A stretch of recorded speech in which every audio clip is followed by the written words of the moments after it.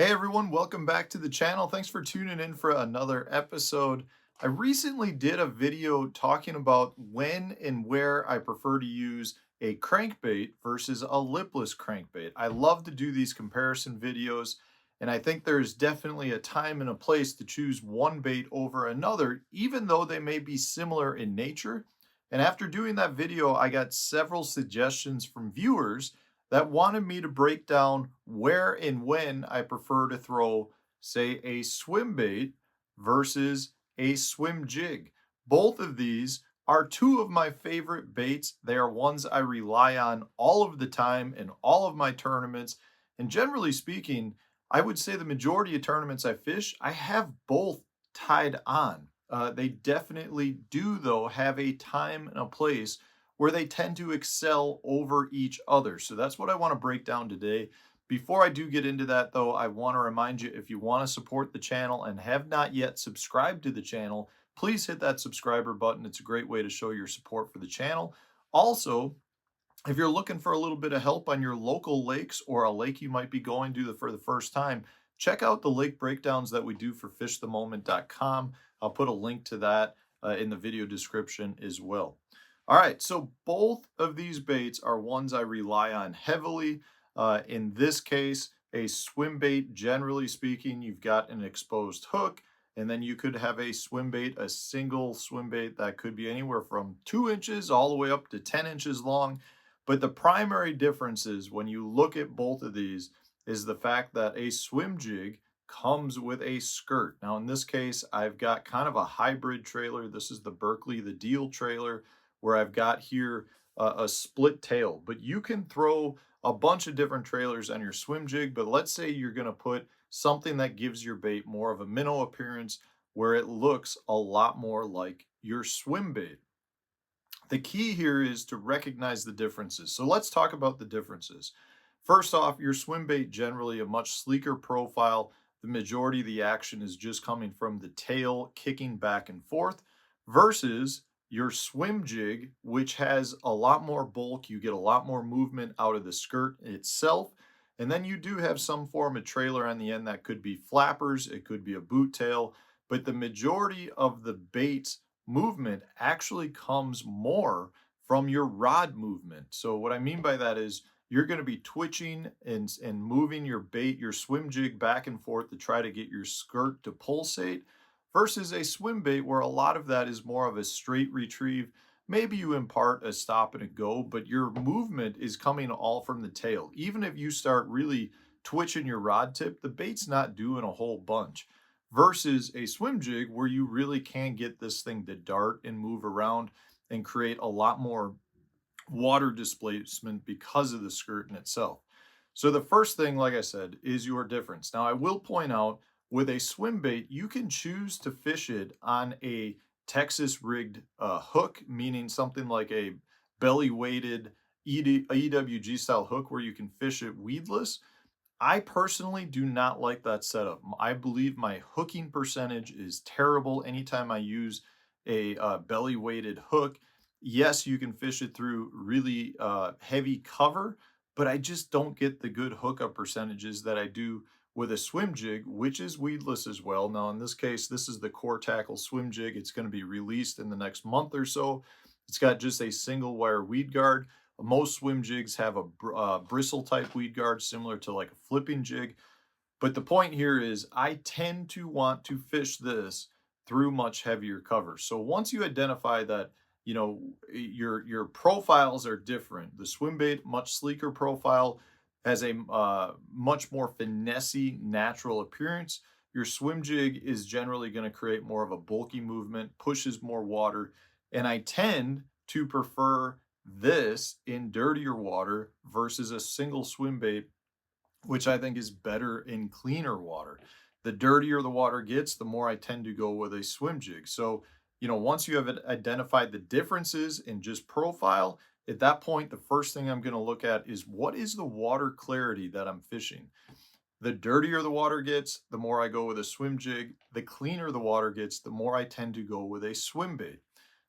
It's pretty much just comes down to water displacement.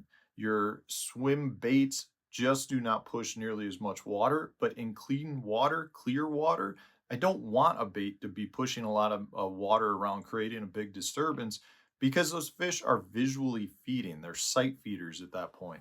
In dirty water, I want the extra bulk to move more water, create more water displacement, which gives the fish a better target to hit. Not only does it allow them to find it better, it also gives them a better idea as to how to locate my bait. Very, very important in your dirtier water. After analyzing what the water clarity is, then I like to look at the cover that I'm fishing. Generally, for me, a swim bait, I'm going to fish through much sparser cover. I'm going to be fishing for fish that are suspended up in the water column, and I'm going to generally try to get those fish to come up to my bait. Meaning, even if I'm fishing around a brush pile, I'm going to try to swim this over the top, get the fish to come up to it, and therefore eat it away from the cover. With a swim jig, this bait, I tend to go in after the fish. I'm trying to make as much contact with the cover as possible. So let's say if I'm fishing grass, I'm ripping it through the grass. If I'm fishing a laydown, I'm trying to bump the laydown. If I'm skipping it under docks, I'm trying to hit the dock post. The key here is you create reaction bites based on the deflection and the movement of your swim jig. Your swim bait, being much more of a finesse approach, is really about getting the fish to commit to it because they think it's an easy meal. That's one of the biggest differences. So from a cover standpoint, if it's thick, heavy cover, grass, wood, man-made structure, I tend to go with the swim jig. If it's more open cover, meaning maybe it's a rock pile, maybe it's a big isolated boulder, maybe I'm fishing it around docks that are relatively clean, meaning maybe there's no underwater cables. Maybe it's a floating dock where I can easily fish this in and around and under the dock. Maybe it's a dock that doesn't have crossbars underneath it. If that's the case, I'd rather throw the single swim bait, assuming I've got the right water clarity. Now, the main other difference that I really like to look at anytime I'm fishing or choosing between one of these two is the forage species. If I'm fishing a body of water where the primary forage is bluegill, I really do like the swim jig. It's a much more compact bluegill shaped design versus if I'm fishing a fishery where the forage species are longer, thinner profiles, your shad species, your herring species, cisco, smelt, perch. I like to go with the swim bait because this longer profile generally does a better job at mimicking or matching the hatch, as they like to say. So I definitely analyze that as well. Now, I want to point out one other main thing here that a lot of times leads me to choose the swim jig over a swim bait, and that's the versatility of a swim jig. I can do several things with this that will allow me to use it in a lot of different places. So what I mean by that is I can very simply trim the skirt out to make it thinner if I want. Say if the water clarity gets clear and I think the skirt is moving too much, I can easily trim the skirt out. I can also swap out trailers to do a lot of different things to mimic a lot of different forage species. So if I want to put big craw flappers on and kind of drag it or work it through limbs on a tree and fish it more like a jig, I can go ahead and do it. If I want to put a boot tail swim bait on it, fish it for suspended fish, I can do that as well. One other main thing that a lot of people don't think about, I can easily remove the collar, assuming it's on a band, a rubber band. I can remove the collar or the skirt and just put a swim bait on it and fish it as if it's a weedless swim bait because I still have my weed guard. So in the clearest of water, if I only had one of these two baits, I still would probably prefer the swim jig because I can almost make it do the exact same thing as a swim bait by just removing the skirt. Now, again, like I said earlier in the video, you can do things to fish this through heavy cover as well. If you want to rig it in a Texas rig manner using a belly weighted EWG style hook, you can definitely do it. I just really feel like your hookup percentages are not nearly as good. And still in dirty water, I'm not going to move nearly as much water with a swim bait, even if I'm fishing it through the heaviest of cover, as I will a swim jig. So those are the main differences that I look at anytime I'm trying to choose one of these over the other. But I got to tell you guys, both of these absolutely phenomenal baits.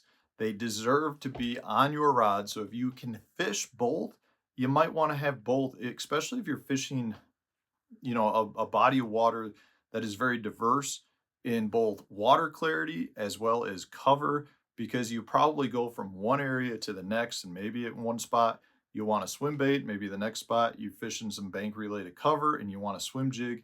In either case, they are great baits. They are very, very much interchangeable in most circumstances, but in some instances, you're probably going to want to choose one over the other. Anyways, I hope this helps. I hope that answers the viewer questions. If it does, hit the like button, subscribe to the channel if you haven't done so already, and let me know in the comment section if there's other comparison videos that you want me to do. Let me know the two baits, and I will definitely add that to my video suggestion list. And otherwise, guys, thanks for watching. Stay tuned. We'll have a new video coming out tomorrow.